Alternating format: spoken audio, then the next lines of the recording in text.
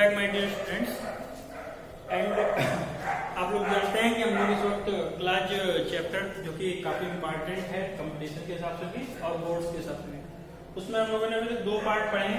पहला पार्ट हमने क्लास में था और क्लास में हम लोगों ने उस पार्ट में हम लोगों ने ये देखा था कि क्लास कहते किसको है और क्लास के कितने टाइप होते हैं और सबऑर्डिनेट क्लास के टाइप। उसी के साथ साथ हम लोगों ने क्लास में प्रिंसिपल क्लास को भी वहीं पर पढ़ा था। पार्ट 2 में आपने नाउन क्लास देखा था। उम्मीद करता हूँ आपको बहुत ही अच्छे से समझ में आया होगा। जब लास्ट क्लास का वीडियो होगा तो एक बार फिर से आपको रिपीट किया जाएगा। ठीक है, आज हम लोगों का जो मेन टॉपिक है वो है एडजेक्टिव क्लास। किस प्रकार से इसका हम फॉर्मेशन करेंगे और किस प्रकार के कंडीशन इसे फॉर्म करते हैं। ठीक है, और इसे कैसे आइडेंटिफाई करेंगे, क्योंकि कभी कभी हमें सेंटेंसेस क्रिएट करने को ना आकर यही सेलेक्ट करने को आता है कि कहां पर एडजेक्टिव क्लास है। ठीक है, जैसे इस बार यूपीटी के एग्जाम में एडजेक्टिव क्लास से क्वेश्चन आया था कि find out the sentence which has adjective class. ठीक है, तो देखते हैं आज एडजेक्टिव क्लास हमारा क्या है। तो पहले सबऑर्डिनेट क्लास कल बताया गया था आपको। हिंदी में हम लोग कहेंगे आश्रित उपवाक्य and subordinate conjunctions are used in this class. ठीक है, और उसमें जो सबऑर्डिनेट कंजंक्शन लग रहे हैं वो आपको जब हम सबऑर्डिनेट क्लास खत्म करके तब लास्ट में बताया जाएगा, क्योंकि हर पार्ट में नाउन क्लास में कोई दूसरा कंजंक्शन लगता है और एडजेक्टिव क्लास में कोई दूसरा और एडवर्ब क्लास में कोई दूसरा। तो हम एडजेक्टिव क्लास देखेंगे तो हम लोग इसको कह सकते हैं विशेषण आश्रित उपवाक्य, क्योंकि एडजेक्टिव का विशेषण और विशेषण उपवाक्य भी कह सकते हैं विशेषण आश्रित उपवाक्य, इसको मिलाकर हम लोग कह सकते हैं। तो इसका फॉर्मेशन कैसे होगा, यहाँ पर पॉइंट 1 में लिखेंगे हम, तो होगा ठीक है, इसमें रिलेटिव प्रोनाउन और रिलेटिव एडवर्ब का प्रयोग होता है। रिलेटिव पहले तो प्रोनाउन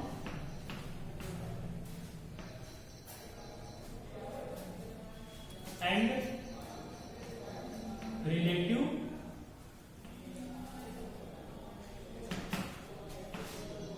एडवर्ब। ठीक है, तो रिलेटिव प्रोनाउन और रिलेटिव एडवर्ब इस क्लास में प्रयोग होते हैं। ठीक, अब रिलेटिव प्रोनाउन रिलेटिव एडवर्ब हम लोग कहेंगे किसको, ये मुख्य बात है। तो आपने प्रोनाउन चैप्टर में रिलेटिव प्रोनाउन पढ़ा होगा कि इन दोनों को अगर मिला के लिखा जाए तो हम ये पॉइंट में ये लिख सकते हैं कि दैट हमारा रिलेटिव प्रोनाउन होगा एंड WH फैमिली। ये आप सीधे कह सकते हैं।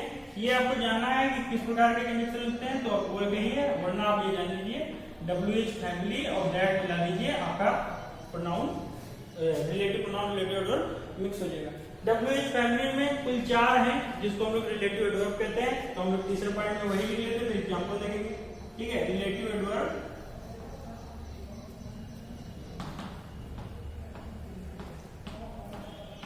रिलेटिव एडवर्ब हमारे कौन से हैं, पहले तो वाई है, व्हेन है, ठीक है, वेयर है और हाउ है। ये हमारे रिलेटिव एडवर्ब हैं। इनको छोड़कर WH फैमिली में जो भी बचा वो सारा हमारा रिलेटिव प्रोनाउन है। whom, who, whose, ये सब हमारा रिलेटिव प्रोनाउन में आएगा। ठीक है, तो ये आइडेंटिफिकेशन आप कर सकते हैं कि रिलेटिव प्रोनाउन अगर रिलेटिव एडवर्ब आपको लग रहा है तो वहां से हमारी एडजेक्टिव क्लास शुरू हो जाएगी। ये तो हमारी थोड़ी सी डिफिकल्ट आइडेंटिफिकेशन हुई। शॉर्ट आइडेंटिफिकेशन करेंगे कि जब भी एडजेक्टिव क्लास स्टार्ट होगी तो उसका किस प्रकार से हम लोग कंस्ट्रक्शन करेंगे ये देखिए। ठीक है, ब्रैकेट में लिख रहा हूं तो पहले में लिखा होना चाहिए नाउन, मतलब कि antecedent relative pronoun relative adverb से जस्ट पहले दिया होना चाहिए, तो हो जाएगा वो हमारा नाउन। प्लस हम लोग लिखेंगे WH वर्ड, इसको उसी में मिक्स कर दीजिए, आसान रहेगा कि WH वर्ड होगा। ठीक है, और आप लिख लगा दीजिए कि दैट इस फैमिली में नहीं आता है। तो ये हमारी कंस्ट्रक्शन होगी एडजेक्टिव क्लास की। एडजेक्टिव क्लास जहां से शुरू होगी वहां पर पहले दिया होगा नाउन और उसके बाद WH वर्ड, जो भी WH वर्ड रिलेटेड होगा वो जस्ट इस नाउन को ही फॉलो करेगा। यहाँ से सिंटैक्स टाइप निकलता है कि यहाँ पर नाउन अगर सिंगुलर है तो WH फैमिली के बाद जो भी वर्ब आएगी वो भी सिंगुलर नंबर के साथ ही लगेगी, और अगर ये प्लूरल है तो इसके आगे जो वर्ब आएगी वो भी इसी नाउन के अकॉर्डिंग ही लगेगी। तो ये हम लोगों ने 3 पॉइंट लिखे, 4 पॉइंट लिखे, 5वां पॉइंट लिखे। पांचवा पॉइंट होगा WH वर्ड,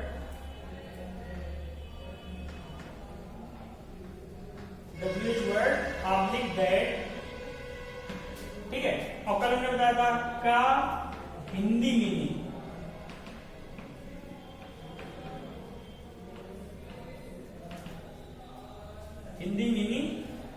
ठीक है, हिंदी के जा शब्द से होना चाहिए।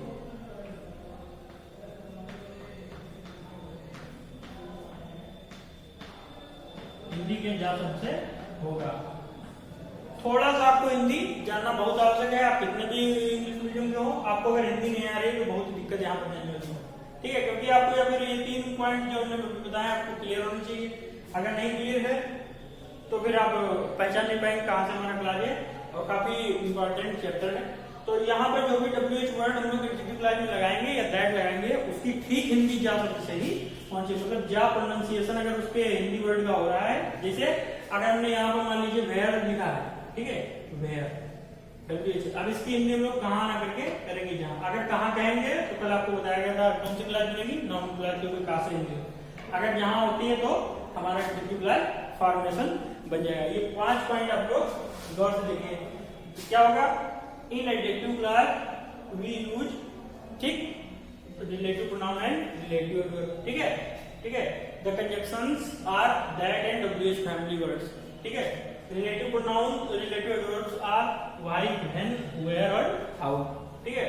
एडजेक्टिव क्लास क्रिएशन इज या structure is noun plus WH family or that, ठीक है। वहीं से हमारी एडजेक्टिव क्लास शुरू हो जाएगी। And the Hindi meaning of its pronoun, it's conjunctions starts with जा वर्ड, ठीक है। तो ये हमारे हुए इतने पॉइंट, हमें अगर अच्छे से याद हैं तो हमारी एडजेक्टिव क्लास बहुत आराम से बन जाएगी। अब देखते हैं हम एग्जाम्पल। एग्जाम्पल आपको जो है 3, 4 या 5 ही बताए जाएंगे, उसी में आपको बहुत अच्छी तरीके से क्लियर हो जाएगा।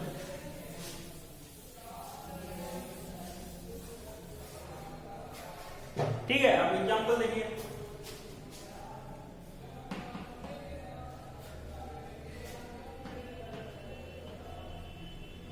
दिस इज, ठीक है, द बॉय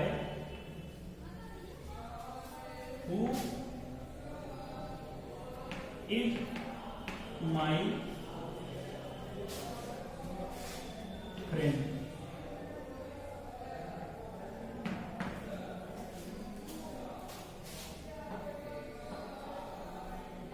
दूसरा example, show me the room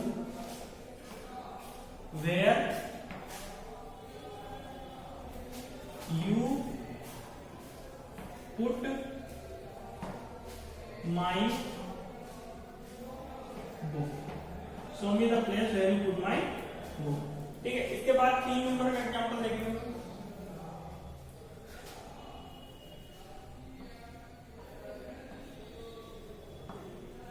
Rahul is the boy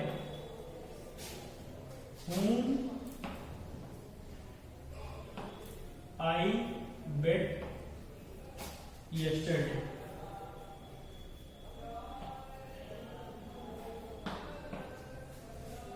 ठीक है। इसके बाद 4th नंबर का देखिए।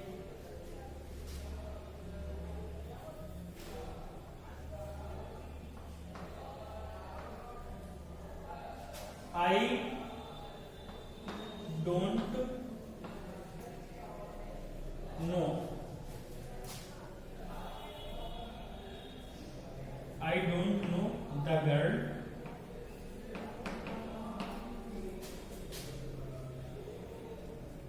I don't know the girl who studies here. ठीक, 4 एग्जाम्पल देखिए, बहुत ही आसानी से आपको समझ में आ जाएगा, ठीक है। और अच्छे से ध्यानपूर्वक सुनिएगा। देखिए अभी जो हमने 3-4 पॉइंट लिखे थे, अभी आप रिलेटिव प्रोनाउन और रिलेटिव एडवर्ब ना देखिए। पहले तो जितने भी यहाँ पर वाक्य लिखे हुए सबका आपको ब्लॉक करना है कंजक्शन। तो कंजक्शन ब्लॉक करिए, तो यहाँ पर हमें दिखाई दे रहा है कि हु कंजक्शन है। और हु कंजक्शन क्यों है ये देखिए, क्योंकि यहाँ पर फुल स्टॉप दिया हुआ है, अदरवाइज क्वेश्चन वर्ड दिया होता, अगर ये क्वेश्चन मार्क दिया होता यहाँ पर, अगर ये क्वेश्चन वर्ड होता। ठीक है, तो यहाँ पर देखिए वेयर दिया हुआ है, वेयर देख लीजिए। ठीक, यहाँ पर हुम दिया हुआ है, हुम पर सर्किल करिए, और यहाँ पर हु दिया हुआ है तो ठीक है। तो इसको सर्किल करने के बाद जस्ट इसके जस्ट वन स्टेप बिहाइंड चलिए, तो एंटीसीडेंट देखने को मिल रहा है कि यहाँ पर बॉय है और बॉय कॉमन नाउन है। ठीक है, यहाँ देखिए रूम है, रूम भी एक नाउन है, यहाँ पर रूम बॉय आ गया, बॉय नाउन है, यहाँ गर्ल, गर्ल भी नाउन है। तो जब हमने बताया था कि एडजेक्टिव क्लॉज में जो हमारा स्ट्रक्चर बनता है वो noun plus WH word, otherwise that. तो यहाँ पर noun plus WH word, noun plus WH word, noun plus WH word, noun plus WH word. तो अब आप क्लियर जान गए हैं कि यहाँ से और फुल स्टॉप तक, यहाँ से फुल स्टॉप तक, यहाँ से फुल स्टॉप तक, और यहाँ से फुल स्टॉप तक। This is my our adjective clause and the other clause is principal clause। ठीक है, क्योंकि सबऑर्डिनेट कंजक्शन में एक प्रिंसिपल क्लॉज होना है, आवश्यक है, और उसके अलावा आप जितनी भी चाहे वन और मोर देन वन आप सबऑर्डिनेट क्लॉज का प्रयोग कर सकते हैं। तो यहाँ पर हु से लेकर जिसे यहाँ लिखा हुआ है यह वही लड़का है, दिस इज द बॉय।